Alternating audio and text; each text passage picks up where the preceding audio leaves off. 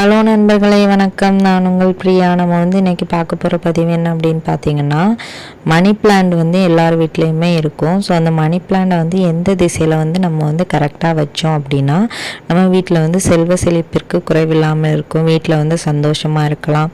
இதை பற்றி தான் நம்ம இந்த பதிவில் பார்க்கலான்னு இருக்கோம். ஸோ மணி பிளான்ட்டு பேரே பார்த்திங்கன்னா மணி பிளான்ட்டு தான். ஸோ அதுக்கு ஏற்றாற் போல் நம்ம அந்த செடியை வைக்கிற இடத்துல வச்சோம் அப்படின்னா கட்டாயமாக நம்மளுக்கு நல்ல பலன்களை அது கொடுக்குமா. இந்த செடிகள் வளர்க்குறதுல இல்லைங்க, அது வைக்கிற திசைகளும் கரெக்டாக இருந்துச்சு அப்படின்னா தான் குடும்பத்துக்குள்ளே ஒரு நல்ல சூழ்நிலையும் பொருளாதார பிரச்சனையும் வராமல் இருக்கும். அப்புறம் குடும்பத்தில் இருக்கிறவங்களுக்கு உடல்நல குறைவு இல்லாமல் இருக்கும். நம்ம தெரியாமல் செய்யக்கூடிய ஒவ்வொரு சின்ன சின்ன விஷயங்கள் கூட நம்மளோட குடும்பத்தையே பாதிக்கிற அளவுக்கு இருக்குது. ஸோ நம்ம தெரியாமல் தான் செஞ்சுருப்போம்.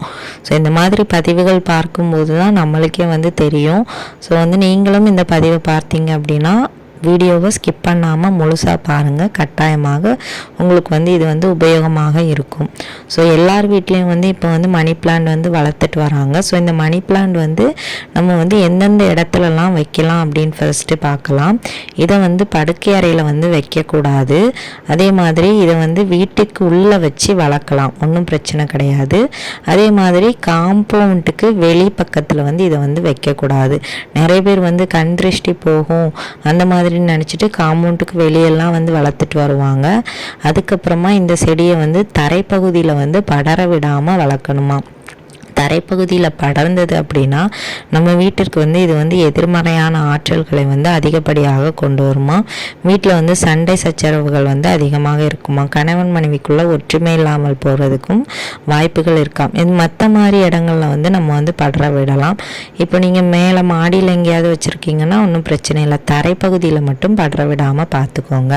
இதை படுக்கை அறையில் ஏன் வைக்கக்கூடாது அப்படின்னு சொல்கிறாங்க அப்படின்னா இது நைட் டைமில் அதிகப்படியான கார்பன் டை ஆக்சைடை இந்த மணி பிளான்ட் வெளியிடுறதுனால நம்ம படுக்கை அறையில் இதை வச்சாலுமே நம்மளுக்கு இது ஒரு பேட் வைப்ரேஷனை தான் கொண்டு வருமா. ஸோ படுக்கை அறையில் நீங்கள் மணி பிளான்ட் வச்சுருக்கீங்க அப்படின்னா தயவு செஞ்சு அதை மாற்றி வச்சுருக்கோங்க.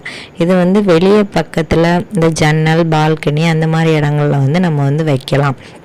இந்த மணி பிளான்ட் வைக்கிறதுக்கும் ஒவ்வொரு திசைகள் இருக்குதாங்க. நம்ம தெரியாமல் அந்தந்த திசைகளில் வச்சோம் அப்படின்னாலும் நம்ம ஃபேமிலிக்குள்ளே நிறைய ப்ராப்ளமை இந்த மணி பிளான்ட் க்ரியேட் பண்ணும். ஸோ இது அதோட அந்த வைப்ரேஷன் தான் நம்மளுக்கு அந்த மாதிரி பிரச்சனைகளை க்ரியேட் பண்ணுது. ஸோ எந்த திசையிலலாம் வைக்கக்கூடாது அப்படிங்கிறத முதல்ல பார்த்துடலாம். இந்த மணி பிளான்ட் வடகிழக்கு திசையில் வைக்கவே கூடாதாம். இந்த மணி பிளான்ட்டுக்கு இந்த வடகிழக்கு திசைங்கிறது என்ன சொல்கிறது, அதுக்கு ஒரு ஆகாத திசை, அதுக்கு பிடிக்காத திசைன்னே சொல்லலாம். ஏன்னா அதை நெருப்பு மேலே நம்ம கொண்டு வைக்கிற மாதிரி அதுக்கு சமாதானமாக அப்படி வாஸ்து சாஸ்திரத்தில் சொல்லப்பட்டிருக்கு. ஸோ அந்த திசையில் வச்சோம் அப்படின்னா கண்டிப்பாக நம்ம ஃபேமிலிக்குள்ளே பிரச்சனைகள் வருமாம். ஃபேமிலியில் இருக்கிறவங்களுக்கு உடல்நலம் சரியில்லாமல் போகுமாம். இந்த மாதிரி நிறைய பிரச்சனைகளை இது க்ரியேட் பண்ணுமா. ஸோ உங்கள் வீட்டில் இந்த திசையில் இந்த மணி பிளான்ட் இருந்துச்சு அப்படின்னா நீங்கள் கட்டாயமாக அதை மாற்றி வச்சுருங்க. இந்த மணி பிளான்ட்டை கிழக்கு மற்றும் மேற்கு திசையில் நம்ம வச்சுட்டு வந்தோம் அப்படின்னாலும் இது கணவன் மனைவிக்குள்ளே நிறைய பிரச்சனைகளை ஏற்படுத்துமா. அவங்களுக்குள்ள ஒற்றுமையவே இருக்காது. அவங்களுக்கு எப்பவும் சண்டையாக இருக்குமா. நிறைய பேருக்கு பிரியறதுக்கு கூட வாய்ப்புகள் அதிகமாக இருக்குது அப்படின்னும் சொல்லப்படுது வாஸ்து சாஸ்திரத்தில். ஸோ உங்களுக்கு தெரிந்தது அப்படின்னா நீங்கள் அதை தயவு செஞ்சு மாற்றிடுங்க. அப்புறம் இந்த மணி பிளான்ட்டில் இருக்கிற இலைகள் காயாமல் அது இலைகள் பழுத்து அந்த பழுத்த இலைகள்லாம் அப்படியே இருக்கும். ஸோ அந்த மாதிரியெல்லாம் இருக்க விடக்கூடாதான். அந்த மணி பிளான்ட் எப்போவுமே பச்சை பசேல்னு இருக்கணுமா. அந்த மாதிரி இருந்துச்சு அப்படின்னா நம்மளுக்கு செல்வ செழிப்புக்கு எந்த குறைவும் இருக்காது அப்படின்னு சொல்லப்படுது. ஸோ காய்ந்த இலைகள்லாம் இருந்தது மணி பிளான்ட் இல்லைங்க, எந்த செடியிலையுமே நம்ம வந்து காய்ந்த இலைகளை வந்து அப்படியே விடக்கூடாது. அது வந்து ஒரு எதிர்மறையான எண்ணங்களையும் எதிர்மறையான ஆற்றல்களையும் நம்ம வீட்டுக்கு வந்து கொண்டு வரும். நம்ம வீட்டில் இருக்கிற மகிழ்ச்சிகள் வந்து கெட்டு போகும். ஸோ அதனால் வந்து எந்த செடியாக இருந்தாலும் அந்த காய்ந்த இலைகள், பழுத்த இலைகள் இதெல்லாம் வந்து உடனே அப்புறப்படுத்திடுங்க. அதை வந்து வைக்காதீங்க. அந்த செடிக்கே வந்து அது வந்து ஒரு நெகட்டிவிட்டியை தான் கொண்டு வரும். ஸோ அதனால் நீங்கள் வந்து பார்த்தீங்க அப்படின்னா டைம் கிடைக்கும் போது இந்த க்ளீன் பண்ணுற விஷயத்தெல்லாம் செஞ்சுருங்க. அதே மாதிரி இந்த மணி பிளான்ட்டை வந்து நம்ம வந்து யாருக்குமே வந்து கிஃப்டாக வந்து கொடுக்கக்கூடாது, தானமாக வந்து கொடுக்கக்கூடாது. என் வீட்டில் நிறைய இருக்குது, உங்களுக்கு வேணுமான்னு சொல்லிட்டு யாருக்குமே நம்ம கொடுக்கக்கூடாது. அப்படி கொடுத்தோம் அப்படின்னா நம்ம வீட்டில் இருக்கிற செல்வ செழிப்பு வந்து நம்மளே அவங்களுக்கு வந்து கொடுக்குற மாதிரி இருக்குமா. அப்போ வந்து நம்மளுக்கு வந்து செல்வ செழிப்பில் வந்து குறைவு வரும் அப்படின்னு வந்து சொல்லப்படுது. ஸோ இந்த விஷயம் தெரியாமல் யாருக்கும் வந்து நீங்கள் வந்து இதை வந்து தானமாக கொடுக்காதீங்க.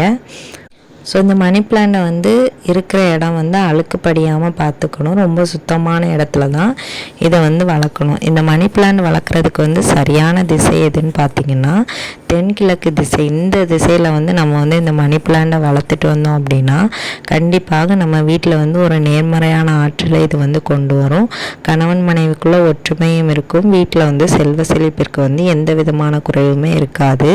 ஸோ வந்து நீங்கள் வந்து உங்கள் வீட்டில் மணி பிளான்ட் வளர்க்குறீங்க அப்படின்னா இந்த திசையில் வந்து வளங்க கட்டாயமாக நல்ல ஒரு முன்னேற்றத்தை வந்து நீங்கள் வந்து பார்க்க முடியும்.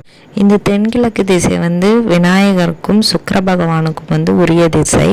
ஸோ அதனால் நம்ம வந்து இந்த திசையில் வச்சுட்டு வந்தோம் அப்படின்னா நம்மளுக்கு வந்து இது வந்து ஒரு பாசிட்டிவிட்டியை வந்து கொண்டு வரும். அதிகப்படியான பணவரவை வந்து நம்மளுக்கு வந்து ஈர்த்து தரும். வடக்கு திசையில் மட்டும் எந்த காரணத்தை கொண்டும் இந்த செடியை வந்து வைக்கவே கூடாது. ஸோ இதுதான் இதோட முக்கியமான பதிவு.